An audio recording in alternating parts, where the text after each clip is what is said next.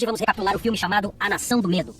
20 anos se passaram desde que a Segunda Guerra Mundial terminou com o fracasso da invasão aliada na Normandia. Hitler, triunfante, declarou vitória sobre a Europa e o Império Britânico, enquanto os Estados Unidos se retiraram do conflito europeu. No leste, apenas os russos continuavam lutando uma cruel guerra de guerrilhas. Os esforços americanos se concentraram em vingar Pearl Harbor, o que foi alcançado com a vitória sobre o Japão no verão de 1945. O general Eisenhower retornou da Europa diretamente para os Estados Unidos, enfrentando uma aposentadoria humilhante. Em 1947, o rei Eduardo e a rainha Wallis assumiram o trono britânico. Winston Churchill, que quase não sobreviveu à Normandia, morreu exilado no Canadá em maio de 1953. Nos anos seguintes à guerra, os países da velha Europa foram gradualmente incorporados ao vasto império nazista da Germânia. Albert Speer, o arquiteto do Führer, construiu um monumento aos 1000 anos do Reich. Berlim, a capital da Germânia, tornou-se um paraíso para os nazistas, com a SS transformada em uma força policial pacífica que patrulhava ruas limpas e tranquilas. No final da década de 1950, Hitler conseguiu impor uma imagem mais civilizada do Reich, embora as notícias e informações continuassem sendo fortemente controladas. No início dos anos 1960, a guerra com a União Soviética se prolongava. Hitler, desesperado, precisava concluir uma paz formal com os Estados Unidos e moldar uma aliança contra os russos, ainda liderados por Joseph Stalin, agora com 85 anos. O Führer vislumbrou esperanças no final de 1960 com a eleição de Joseph Kennedy como presidente dos Estados Unidos, acreditando que finalmente havia alguém com quem pudesse negociar. Agora, em 1964, pela primeira vez em 20 anos, as fronteiras da Germânia se abrem aos americanos. A imprensa mundial foi convidada para as celebrações do 75º aniversário do Führer em 20 de abril, e há rumores de que o presidente Kennedy comparecerá a uma conferência entre líderes americanos e germânicos. Uma aliança com a América garantiria a invulnerabilidade da Germânia. No entanto, circulam rumores que podem pôr em perigo os planos de Hitler. Histórias sobre algo terrível ocorrido na Alemanha durante a guerra sugerem que a versão oficial nazista sobre o deslocamento de judeus e outras minorias para o leste não era verdadeira. Há suspeitas de que o Reich continua cometendo atrocidades. Na Nova Berlim, a televisão, o rádio e os jornais são controlados pelo Ministério da Informação, e ninguém se atreve a fazer perguntas sobre esses assuntos delicados. Em um bosque próximo a Berlim, um jovem cadete da SS chamado Hermann Jost presenciou alguns homens do governo deixando algo no lago. Depois que eles se foram, Hermann se aproximou e encontrou um corpo flutuando na água. Mais tarde, Xavier March, um major da SS em Berlim, recebeu uma ligação solicitando que investigasse o achado. Antes de ir, Xavier passou um tempo com seu filho Pili em casa. Ao chegar ao local, Xavier foi recebido por outros oficiais aliados, que lhe entregaram o depoimento escrito de Hermann Jost sobre o que ele tinha visto. Xavier conversou com o Dr. Eisler, o médico legista responsável pelo caso. Porém, não foi possível obter mais detalhes naquele momento, pois seria necessário realizar a autópsia do corpo encontrado no lago. Enquanto isso, Charlie Maguire, uma jornalista americana, chega a Berlim como parte de um tour turístico. Esta visita faz parte da iniciativa de Hitler de mostrar seu país ao mundo de maneira amigável. Ao final do tour, no hotel, um senhor idoso na recepção entrega a Charlie um envelope, afirmando que ela o havia deixado cair. Voltando a Xavier March, ele recebe o relatório do médico legista sobre o corpo encontrado no lago. O cadáver é identificado como Joseph Bowler, um membro importante do partido nazista. Durante a guerra, Joseph foi responsável pelo chamado reassentamento dos judeus. Charlie, em seu quarto de hotel, abre o envelope misterioso. Dentro, ela encontra uma foto mostrando vários oficiais nazistas em frente a um prédio. Junto com a foto, há uma nota instruindo-a a procurar Wilhelm Stuckert, um dos homens na imagem. Enquanto isso, Xavier March retorna ao local onde o corpo foi encontrado. Ele visita uma mansão abandonada próxima ao lago. Durante sua inspeção, o telefone da casa toca inesperadamente. Xavier atende, mas a pessoa do outro lado, procurando por Joseph, desliga rapidamente ao ouvir sua voz. Em seguida, Xavier vai a uma academia da SS para conversar com Hermann, o jovem cadete que encontrou o corpo. Durante a conversa, Hermann revela um detalhe importante que não incluiu em sua declaração oficial. Um dos homens que ele viu no local era Odilo Globus, o chefe da Gestapo. Após ouvir essa informação crucial, Xavier pede a Hermann que mantenha esse fato em segredo. Charlie chega ao apartamento de Wilhelm Stuckert, o homem mencionado na nota misteriosa. Para seu choque, ela o encontra morto em um quarto, junto com uma mulher também falecida. Enquanto isso, Xavier se reúne com o general da SS, Arthur Nebe. Nebe informa a Xavier que o caso de Joseph Bowler agora está sob jurisdição da Gestapo e ordena que ele encerre sua investigação sobre o assunto. Como compensação, Nebe atribui a Xavier o recente caso Stuckert, pedindo que ele interrogue a americana que descobriu os corpos. Seguindo essas ordens, Xavier vai encontrar Charlie, que está detida em uma sala da SS para prestar depoimento. Ele a leva ao prédio onde ocorreram as mortes de Stuckert e da mulher. Paralelamente, Xavier, preocupado com a segurança de Hermann, pede discretamente a um oficial aliado que o coloque em custódia preventiva. Ao entrarem, o porteiro informa que a Gestapo proibiu o acesso ao apartamento. Xavier, no entanto, usa sua autoridade para exigir a chave do local. Enquanto sobem para o apartamento, Charlie comenta que o porteiro atual não é o mesmo que a recebeu mais cedo. Xavier revela que esse foi um dos motivos pelos quais a trouxe de volta ao local, pois há vários elementos suspeitos no caso. Xavier começa a questionar Charlie sobre Stuckert. Ela afirma que queria falar com Stuckert para obter informações sobre a suposta reunião entre Hitler e Kennedy. No entanto, Xavier percebe que Charlie está mentindo. Enquanto Xavier e Charlie estão no apartamento, oficiais da Gestapo chegam de carro e param em frente ao prédio. Percebendo o perigo, Xavier rapidamente ajuda Charlie a escapar do edifício sem ser vista.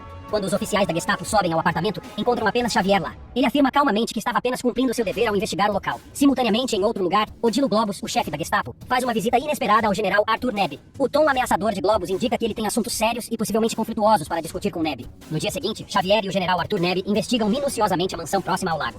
Arthur leva Xavier a um compartimento secreto da residência, revelando uma sala repleta de pinturas autênticas de grandes artistas históricos. Arthur apresenta sua teoria. Stuckert, Joseph Bowler e Franz Luther estavam usando suas posições políticas para contrabandear obras de arte. Ele sugere que, ao perceberem que a Gestapo estava se aproximando, Stuckart e Joseph decidiram se matar. E Luther provavelmente faria o mesmo em breve. Xavier, insatisfeito com essa explicação, revela que encontrou a perna protética de Bowler dentro da mansão durante sua inspeção anterior. Ele argumenta que isso torna impossível a teoria da autoeliminação, já que Bowler não poderia ter caminhado até o lago sem sua prótese. Diante dessa revelação, Neb responde em tom ameaçador. Ele adverte Xavier que não é prudente ter globos e ele como inimigos, e sugere que é melhor deixar as coisas como estão, sem questionar mais. À noite, Xavier passa um tempo com seu filho em um parque de diversões. No dia seguinte, de volta ao trabalho, Xavier solicita a libertação de Herman, argumentando que o caso foi encerrado. Surpreendentemente, um oficial informa que Herman está morto. Segundo o relato oficial, o jovem faleceu na noite anterior durante um exercício de ginástica, supostamente escorregando e quebrando o pescoço. Desconfiado dessa explicação, Xavier ordena uma autópsia. O Dr. Eisler, após examinar o corpo, conclui que as lesões são consistentes com uma morte por queda. Após isso, Xavier se encontra com Charlie em uma cafeteria ao ar livre. O major propõe um acordo. Ele devolverá o passaporte de Charlie, que está retido, se ela revelar o verdadeiro motivo de sua presença no país. Charlie explica que inicialmente veio para cobrir o encontro entre Hitler e Kennedy, mas acabou se deparando com algo muito maior durante sua estadia. Ela oferece compartilhar sua descoberta com Xavier, sugerindo que investiguem juntos. Convencido pela proposta de Charlie, Xavier devolve seu passaporte. Em seguida, Charlie mostra a Xavier a foto que um senhor idoso lhe entregou misteriosamente. Embora Xavier não reconheça os oficiais na imagem, ele identifica o prédio ao fundo como sendo Wannsee. Seguindo a pista da foto, Xavier e Charlie se dirigem ao prédio de Wannsee. Ao chegarem lá, descobrem que o local agora é um lar para pessoas cegas. Dentro do prédio, eles conversam com o administrador, um homem chamado Franz. Ele revela que após a guerra, o prédio foi transformado nesta instituição de caridade. Porém, antes disso, durante o conflito, quem ocupava esse cargo era Reinhard Heydrich, um alto oficial nazista. Franz explica que as atividades de Heydrich naquele prédio eram desconhecidas na época. Diante desta aparente impasse em sua investigação, Xavier decide se dirigir ao prédio onde os arquivos do Reich são armazenados. Lá, ele mostra a antiga foto dos oficiais a uma funcionária. Após consultar diversos documentos, a funcionária informa que todos os homens da foto eram membros importantes do partido nazista. De acordo com os relatórios, todos eles haviam sido declarados mortos. Esta revelação alarma profundamente Xavier. Ao retornar e encontrar Charlie, Xavier ordena que ela deixe Berlim imediatamente, pois considera a situação muito perigosa para ela. Ele então revela a Charlie que todos os homens da foto misteriosamente morreram, exceto um, Franz Luther. Mais tarde, em seu quarto de hotel, a jornalista recebe um buquê de flores acompanhado de um cartão. Nele, há um convite para encontrar-se em uma estação de trem, assinado com o nome Luther. Dentro do trem, Charlie descobre que o velho senhor do hotel é a mesma pessoa conhecida como Luther. Porém, infelizmente, um oficial nazista que estava do lado de fora do trem reconheceu Luther, alertando imediatamente todas as unidades sobre sua localização.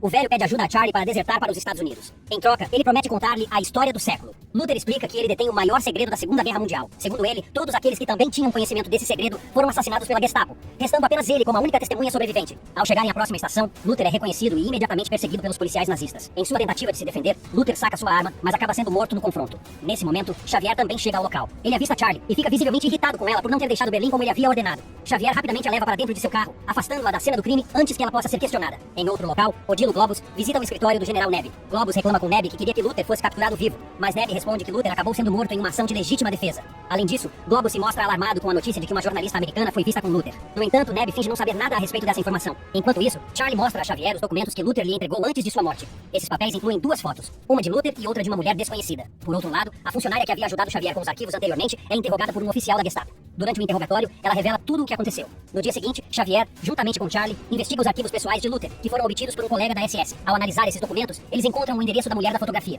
Pouco depois, Charlie visita a residência de Anna, a amante secreta de Luther. Anna estava esperando por uma americana, então não se surpreende com a chegada de Charlie. Ela pergunta onde está Luther, e Charlie responde que ele está na embaixada americana, tendo solicitado seus documentos. Diante disso, Anna entrega os documentos a Charlie. Anna então começa a sonhar com sua futura viagem aos Estados Unidos, dizendo que a única coisa que a incomodaria seriam os judeus. Ela então revela a Charlie que não houve reassentamento na Alemanha, e que os nazistas, na verdade, mataram os judeus em massa durante a guerra. Homens como Stuckart ajudaram a encobrir esses crimes. Assustada com essa revelação, Charlie se retira da residência, dizendo que um carro a buscaria mais tarde. Ao deixar o local, ela corre pelas ruas, e Xavier, sem entender o que está acontecendo, vai atrás dela. Ele a alcança em um parque, onde Charlie lhe mostra os documentos obtidos. Xavier fica visivelmente aflito ao ver as atrocidades cometidas contra os judeus pelo seu próprio governo. Charlie então explica que os oficiais da foto de Wannsee eram os responsáveis por orquestrar esses crimes, e ao matá-los, ninguém saberia dos horrores, deixando Hitler livre para negociar de forma amistosa com Kennedy. Diante da reação de Xavier, Charlie propõe que ele a acompanhe aos Estados Unidos, levando também seu filho, como forma de escapar desse regime opressor. À noite, Xavier liga para sua ex-esposa e a convence a se encontrar com ele em seu apartamento. Essa é uma tática de distração para que Xavier possa invadir a casa e levar seu filho Pili consigo. Enquanto isso, Charlie comparece ao grande salão, onde o Führer e o presidente Kennedy se reuniriam perante uma grande multidão. Lá, ela encontra um colega jornalista e lhe entrega os documentos comprometedores, para que ele os mostre ao presidente americano a tempo.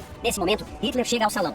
Enquanto isso, Xavier descobre que seu filho o havia delatado para a Gestapo, dizendo que seu pai estava doente e precisava de ajuda. Globus, juntamente com outros oficiais, chega ao local. Xavier consegue escapar pela parte de trás da casa. Ele mata um agente da Gestapo, mas acaba sendo mortalmente ferido. Ainda assim, Xavier consegue manter o equilíbrio e escapar em uma bicicleta. Enquanto isso, no grande salão, o colega jornalista de Charlie consegue entregar as provas comprometedoras ao embaixador americano, que as leva imediatamente para o carro presidencial. Ao ver as imagens chocantes dos crimes cometidos contra os judeus, o presidente Kennedy abandona o evento de imediato, juntamente com sua comitiva. Minutos depois, Charlie chega ao parque onde havia combinado de se encontrar com Xavier. Enquanto ela aguarda, o major luta para chegar ao local. Xavier para em uma cabine telefônica e liga para seu filho Pili. Ele diz que o que acabou de acontecer não é culpa de Pili e o incentiva a ser uma pessoa independente, sem se deixar manipular pelos outros. Após essa ligação, Xavier cai ao chão e morre lentamente. Então descobrimos que o narrador do filme é o próprio Pili, já adulto. Ele conta que Charlie ficou esperando no parque, mesmo tendo a oportunidade de escapar, até que a Gestapo finalmente a encontrou. Pili explica que, sem a aliança americana, o governo de Hitler desmoronou, acabando com seu reinado totalitário.